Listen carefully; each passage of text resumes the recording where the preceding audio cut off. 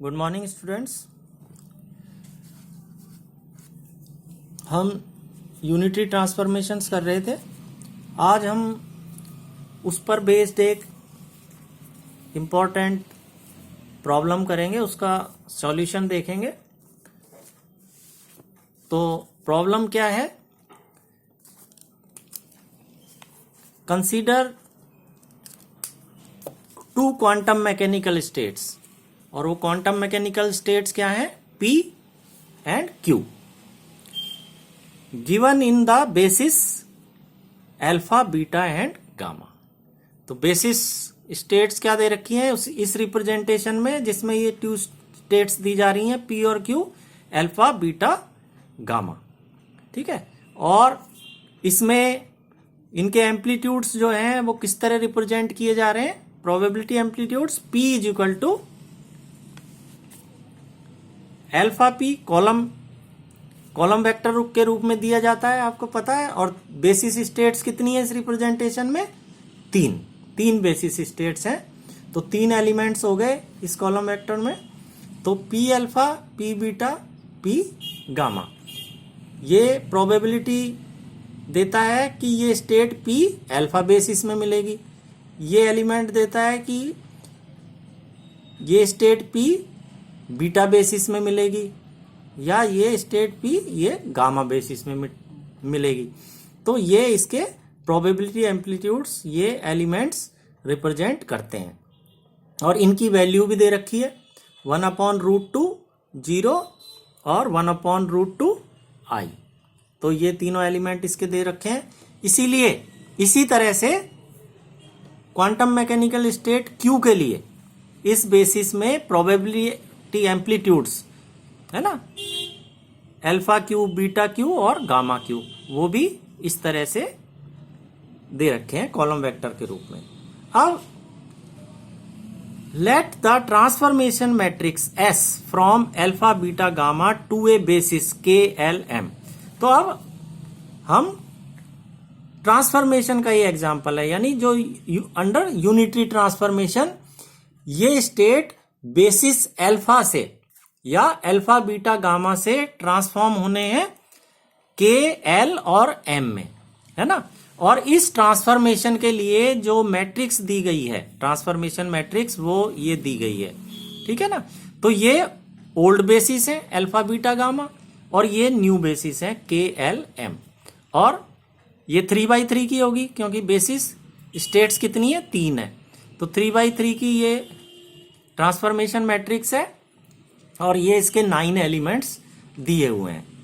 तो और इसमें ये कहा गया है कि हमें स्पेशल केस कंसीडर करना है when theta is equal to π/2। जैसे कॉस थीटा है, इसमें थीटा की वैल्यू रखेंगे π/2, तो कॉस π/2 यानी इस एलिमेंट की वैल्यू कितनी हो जाएगी? 0 हो जाएगी।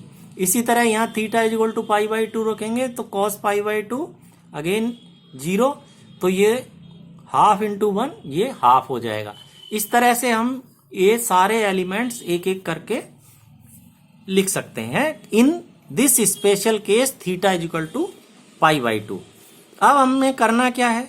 Find the amplitudes of these states PQ। जैसे ये एम्पलीट्यूड्स दे रखे हैं PQ के बेसिस अल्फा, बीटा, गामा, इसमें अब हमें ये एम्पलीट्यूड्स निकालने हैं इन न्यू बेसिस, यानी K, L, M में। PQ न्यू बेसिस में निकालने हैं, यानी एक तरह से हमें P', Q' निकालना है न्यू बेसिस में, है ना।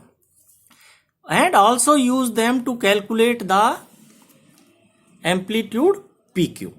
ठीक है, तो ये हमें करना है। अब सबसे पहले, जैसे मैंने आपको बताया, स्पेशल केस ये दे रखा है कि थीटा इज इक्वल टू π/2। तो ये जो ट्रांसफॉर्मेशन मैट्रिक्स है, इसमें जहां भी थीटा है वहां हम π/2 रखेंगे, और वो रखने के बाद ये सारे एलिमेंट्स ये आ जाएंगे। ठीक है ना। ये देखो बीच वाला कहा था कॉस थीटा, यानी कॉस π/2 0 आएगा, तो ये यहाँ पे ये 0 आ गया। इसी तरह हाफ और ये सारे आप आसानी से यहाँ पे पुट करके हम निकाल सकते हैं, है ना। फिर इसमें से हमने हाफ बाहर ले लिया, तो अंदर ये आ जाएगा। ठीक। अब सबसे पहले तो हम ये बताना चाहेंगे कि ये ट्रांसफॉर्मेशन यूनिटरी है, और ये ट्रांसफॉर्मेशन यूनिटरी हो, इसके लिए क्या जरूरी है कि ये जो ट्रांसफॉर्मेशन मैट्रिक्स है एस, ये यूनिटरी होनी चाहिए, this should be unitary in nature. और ये यूनिटरी तब होगी जब ये कंडीशन सेटिस्फाई करे, यानी S dagger S should be equal to 1, this condition should hold. तो इसके लिए सबसे पहले एस हमको दिया हुआ है, एस डैगर निकाल लेते हैं। S dagger means Hermitian conjugate, है ना। तो हर्मिशियन कॉन्जुगेट अब मतलब ये है कि पहले इसका ट्रांसपोज करें और फिर इसका कॉम्प्लेक्स कॉन्जुगेट करें। तो कॉम्प्लेक्स कॉन्जुगेट तो इसका सेम ही रहेगा क्योंकि ये सारे रियल हैं, केवल हम इसका ट्रांसपोज कर देते हैं, ठीक है ना। तो इसका ट्रांसपोज अगर हम करेंगे तो जो रोज हैं उनको कॉलम बना देना है, तो ये आ जाएगा। देखो ये रो है 1√2 1, तो ये आ गया 1√2 1, ये कॉलम बन गया। इसी तरह ये रो ये कॉलम बन गई और ये रो ये कॉलम, तो ये हो गया हर्मिशियन कॉन्जुगेट या एस डैगर। अब एस डैगर एस प्रोडक्ट जो है 1 के बराबर होना चाहिए, तो इसको इससे हम इनको दोनों को मल्टीप्लाई कर देंगे, एस डैगर एस। तो देखो ये क्या आ जाता है,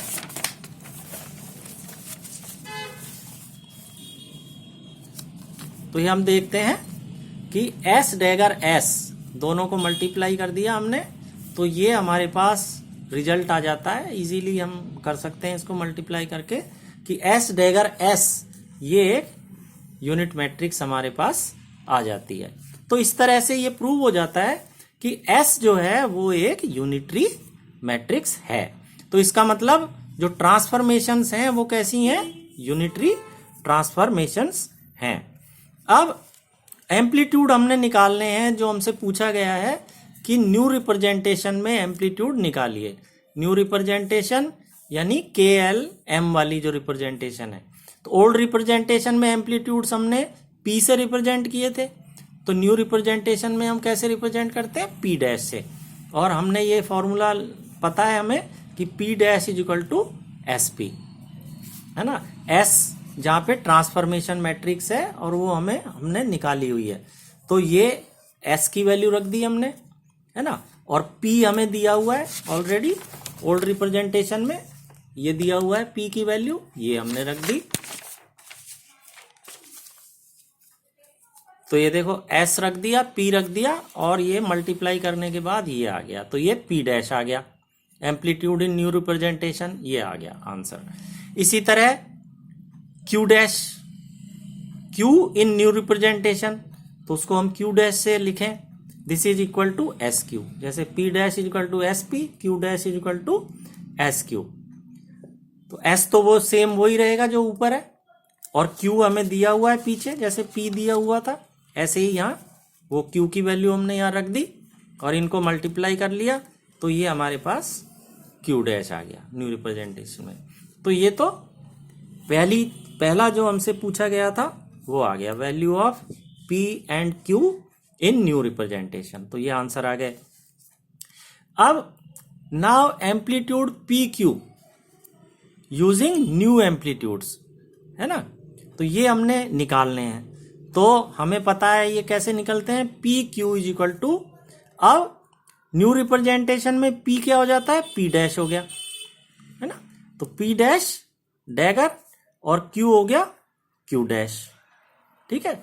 डैगर हमने इसलिए लगाया है, ये क्या है, ये ब्रा है, ब्रा P, तो इसलिए इस पे डैगर आ गया, P की जगह तो P डैश आ गया, P dash dagger Q dash. ये फॉर्मूला हमने पीछे भी देखा हुआ है। अब P डैश हमें पता है, ये रहा, है ना। और इसका हम हर्मिशियन कॉन्जुगेट लेंगे, तो ये जो कॉलम मैट्रिक्स है ये क्या हो जाएगी, रो मैट्रिक्स हो जाएगी, है ना। तो देखो ये रो हो गई है कॉलम की जगह। दूसरी बात, इसका हमने कॉम्प्लेक्स कॉन्जुगेट लेना है, ट्रांसपोज तो ये हो गया, है ना, कॉलम की जगह रो हो गया।